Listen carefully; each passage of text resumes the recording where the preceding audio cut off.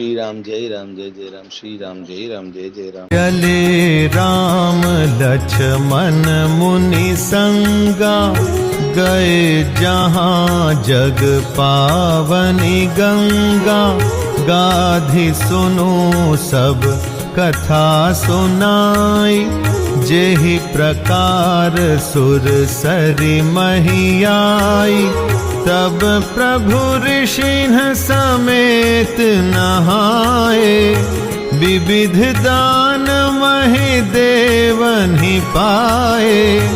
हर्षि चले मुनि वृंद सहाया, वेगी विदेह नगर नियराया।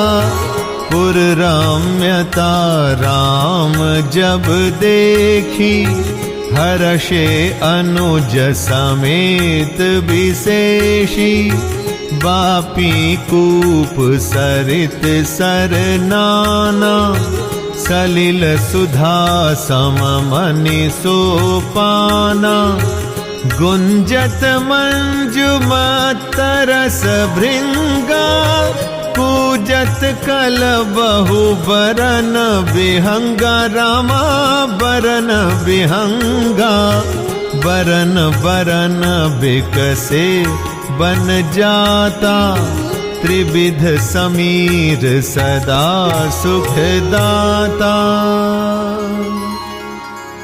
सुमन बाटिका बाग बन, विपुल विहंग निवास। फूलत फलत सुपल्लवत, सोहत पुर चहु पास। श्री राम जी और लक्ष्मण जी मुनि के साथ चले। वे वहां गए जहां जगत को पवित्र करने वाली गंगा जी थी। महाराज गाधि के पुत्र विश्वामित्र जी ने वह सब कथा कह सुनाई, जिस प्रकार देव नदी गंगा जी पृथ्वी पर आई थी। तब प्रभु ने ऋषियों सहित गंगा जी में स्नान किया।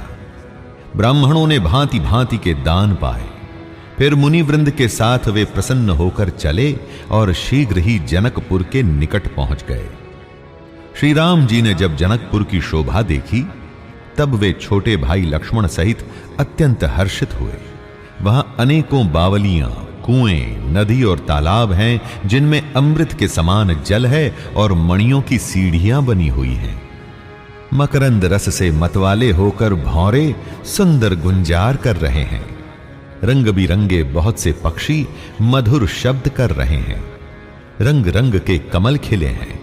सदा सब ऋतुओं में सुख देने वाला शीतल मंद सुगंध पवन बह रहा है। पुष्प वाटिका, बाग और वन, जिनमें बहुत से पक्षियों का निवास है, फूलते फलते और सुंदर पत्तों से लदे हुए नगर के चारों ओर सुशोभित हैं। बनई न बरनत नगर निकाय, जहाँ जाई मन तहई लोभाई। चारु बजारु विचित्र अंबारी, मणिमय विधि जनु स्वकर सवारी।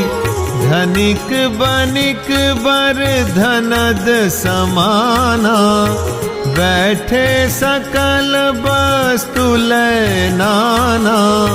चौहट सुंदर गली सुहाई, संतत रहाहि सुगंध सिंचाई। मंगलमय मंदिर सब केरे, चित्रित जनु रति नाथ चितेरे। पुर नर नारी सुभग सुचि संता, धर्मशील ज्ञानी गुणवंता।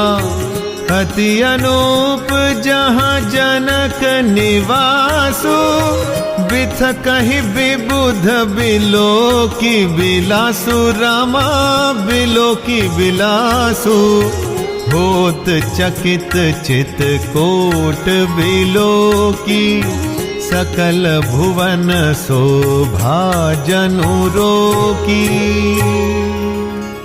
धवल धाम मणि पुरट पट, सुघटित नाना भांति, सीय निवास सुंदर सदन, सौभाग्य में कही जाती। नगर की सुंदरता का वर्णन करते नहीं बनता।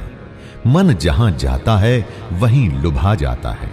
सुंदर बाजार हैं, मणियों से बने हुए विचित्र छज्जे हैं, मानो ब्रह्मा ने उन्हें अपने हाथों से बनाया है। कुबेर के समान श्रेष्ठ धनी व्यापारी सब प्रकार की अनेक वस्तुएं लेकर दुकानों में बैठे हैं।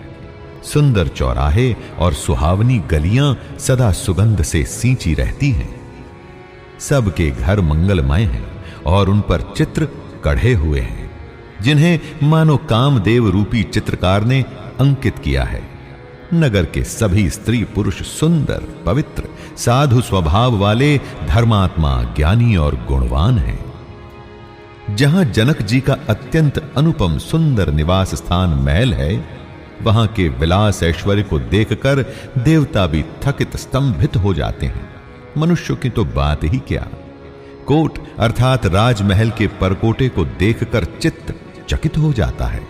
ऐसा मालूम होता है मानो उसने समस्त लोकों की शोभा को रोक रखा है। उज्जवल महलों में अनेक प्रकार के सुंदर रीति से बने हुए मणिजटित सोने की जरी के पर्दे लगे हैं। सीता जी के रहने के सुंदर महल की शोभा का वर्णन किया ही कैसे जा सकता है। सुभग द्वार सब कुलिस कपाटा, भूप भीर नट मागध भाटा, बनी विशाल बाज गजसाला, हय गय रथ संकुल सब काला, सूर सचिव सेनप बहु तेरे, नृप ग्रह सरिस सदन सब केरे, पुरबाहेर सर सरित समीपा, उतरे जहां तहां विपुल महीपा, देखी अनूप एक अवराई, सब सुपास सब भांति सुहाई, कौशिक कहे उमोर मनुमाना, यहाँ रही रघुबीर सुजाना, भले ही नाथ कही कृपा निकेता, उतरे तहाँ मुनि वृंद समेता, रामा वृंद समेता, विश्वामित्र महामुनि आए, समाचार मिथिलापति पाए, संग सचिव सुचि भूरि भट, भूसुर बर गुर ज्ञाति, चले मिलन मुनि नायक ही, मुदित राव ही भांति। राजमहल के सब दरवाजे सुंदर हैं, जिनमें वज्र के किवाड़ लगे हैं। वहां राजाओं, नटों, मागधों और भाटों की भीड़ लगी रहती है। घोड़ों और हाथियों के लिए बहुत बड़ी बड़ी घुड़सालें और गजशालाएं बनी हुई हैं, जो सब समय घोड़े, हाथी और रथों से भरी रहती हैं। बहुत से शूरवीर मंत्री और सेनापति हैं। उन सब के घर भी राजमहल सरीखे ही हैं। नगर के बाहर तालाब और नदी के निकट जहां तहां बहुत से राजा लोग उतरे हुए अर्थात डेरा डाले हुए हैं। वहीं आमों का एक अनुपम बाग देखकर जहां सब प्रकार के सुभीते थे और जो सब तरह से सुहावना था, विश्वामित्र जी ने कहा, हे सुजान रघुवीर, मेरा मन कहता है कि यहीं रहा जाए। कृपा के धाम श्री रामचंद्र जी, बहुत अच्छा स्वामिन, कहकर वहीं मुनियों के समूह के साथ ठहर गए। मिथिलापति जनक जी ने जब यह समाचार पाया कि महामुनि विश्वामित्र आए हैं, तब उन्होंने पवित्र हृदय के ईमानदार स्वामी भक्त मंत्री, बहुत से योद्धा, श्रेष्ठ ब्राह्मण, गुरु शतानंद जी और अपनी जाति के श्रेष्ठ लोगों को साथ लिया और इस प्रकार प्रसन्नता के साथ राजा मुनियों के स्वामी विश्वामित्र जी से मिलने चले। कीन्ह प्रणाम चरण धरि माथा, दीन्हि असीस मुदित मुनिनाथा। विप्र वृंद सब सादर बंदे, जानि भाग्य बड़ राउ आनंदे। कुशल प्रश्न कहि बारहि बारा, विश्वामित्र नृपहि बैठारा। तेहि अवसर आए दो भाई, गए रहे देखन फुलवाई। श्याम गौर मृदु भयस किशोरा, लोचन सुखद विश्वचित चोरा। उठे सकल जब रघुपति आए, विश्वामित्र निकट बैठाए। भय सब सुखी देखी दो भ्राता, बारि बिलोचन पुलकित गाता। रामा पुलकित गाता, मूरति मधुर मनोहर देखी। भयउ विदेहु विदेहु विशेषी। राजा ने मुनि के चरणों पर मस्तक रखकर प्रणाम किया। मुनियों के स्वामी विश्वामित्र जी ने प्रसन्न होकर आशीर्वाद दिया। फिर सारी ब्राह्मण मंडली को आदर सहित प्रणाम किया और अपना बड़ा भाग्य जानकर राजा आनंदित हुए। बार बार कुशल प्रश्न करके विश्वामित्र जी ने राजा को बैठाया। उसी समय दोनों भाई आ पहुंचे जो फुलवाड़ी देखने गए थे।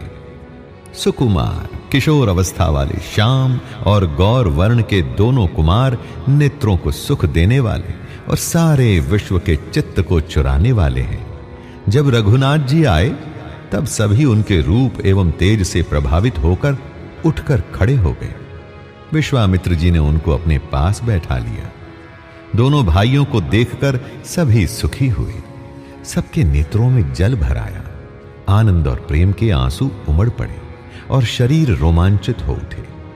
राम जी की मधुर मनोहर मूर्ति को देखकर विदेह अर्थात जनक विशेष रूप से विदेह अर्थात देह की सुध बुध से रहित हो गए।